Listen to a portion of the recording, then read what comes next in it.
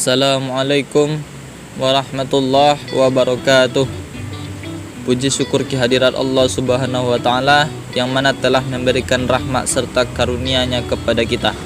Dan tak lupa pula kita bersalawat kepada baginda Nabi besar Muhammad sallallahu alaihi wasallam dengan melafazkan Allahumma shalli ala sayyidina Muhammad wa ala ali sayyidina Muhammad. Baiklah, tanpa panjang lebar lagi, saya Syahrul Fitrah akan menjelaskan materi mazhab, teori dan aliran hukum. Izin kepada Bapak Ilham Akbar selaku dosen pengantar ilmu hukum UIN Suska Riau. Saya akan menjelaskan mazhab, teori dan aliran hukum.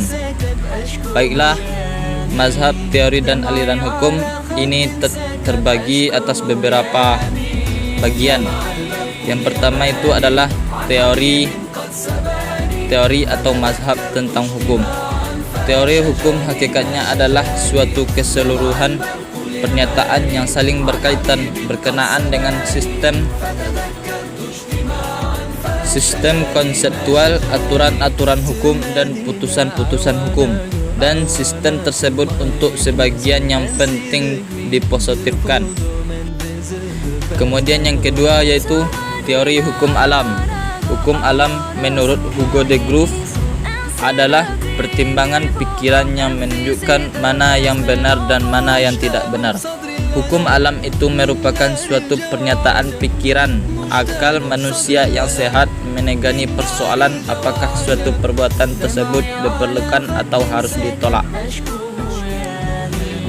Kemudian yang ketiga itu teori sejarah. Aliran yang menghubungkan hukum dan sejarah suatu bangsa dinamakan mazhab sejarah. Mazhab ini menimbulkan ilmu pengetahuan hukum positif, ius constitutum atau disebut juga tata hukum menurut W.L.G. Lemaire, yaitu hukum yang berlaku di daerah negara tertentu pada suatu waktu tertentu.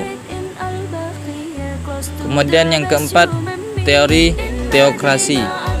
Teori-teori yang mendasarkan berlakunya hukum atas kehendak Tuhan Yang Maha Esa dinamakan teori ketuhanan atau teori teokrasi. Teori ini di Eropa Barat diterima umum hingga zaman Renaissance. Adapun yang kelima adalah teori kedaulatan rakyat. Berdasarkan teori ini, hukum adalah kemauan orang seluruhnya yang telah mereka serahkan kepada suatu organisasi negara yang telah terlebih dahulu mereka bentuk dan diberi tugas membentuk hukum yang berlaku dalam masyarakat. Kemudian yang keenam, teori kedaulatan hukum. Hukum hanya apa yang memenuhi rasa keadilan dari orang terbanyak yang ditundukkan kepadanya. Suatu peraturan perundangan yang tidak sesuai dengan rasa keadilan dari orang terbanyak tidak dapat mengikat dan bukan termasuk hukum walaupun masih ditaati maupun dipaksakan. Kemudian yang terakhir, 7 teori asas keseimbangan hukum. Teori keseimbangan hukum berfungsi menurut suatu dalil yang nyata atau real. Dalil tersebut diantaranya setiap orang menerima keuntungan atau mendapat kerugian sebanyak dasar-dasar yang telah ditetapkan atau diletakkan terlebih dahulu, dan tiap-tiap anggota masyarakat hukum sederajat dan sama. Kemudian kita lanjut kepada materi berikutnya yaitu aliran-aliran hukum. Aliran-aliran hukum ini ada 4 bagian. 1. Aliran positifisme hukum. 2. Aliran hukum murni. 3. Aliran sosiologi. 4. Aliran realisme hukum.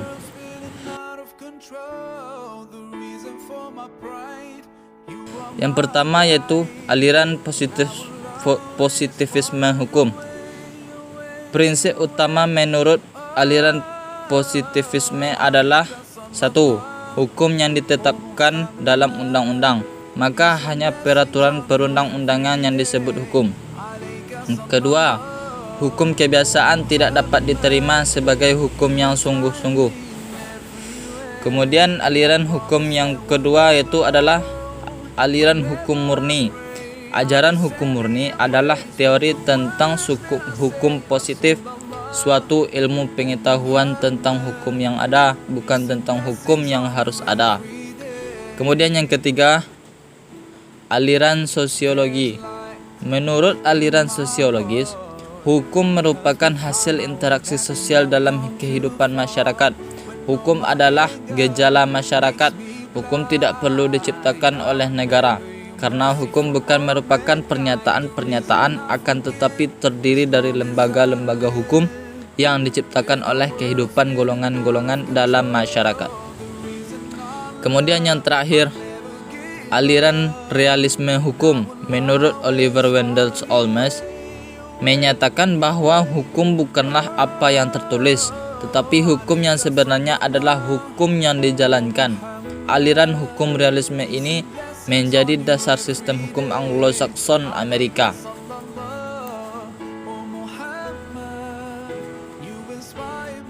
Baiklah, sekian dulu materi dari saya yang dapat saya jelaskan. Semoga bermanfaat dan mohon maaf bila terdapat ada kesalahan. Billahi taufiq wal hidayah. Assalamualaikum warahmatullahi wabarakatuh. I know the only thing I want from this life, and it's to follow all your footsteps to paradise.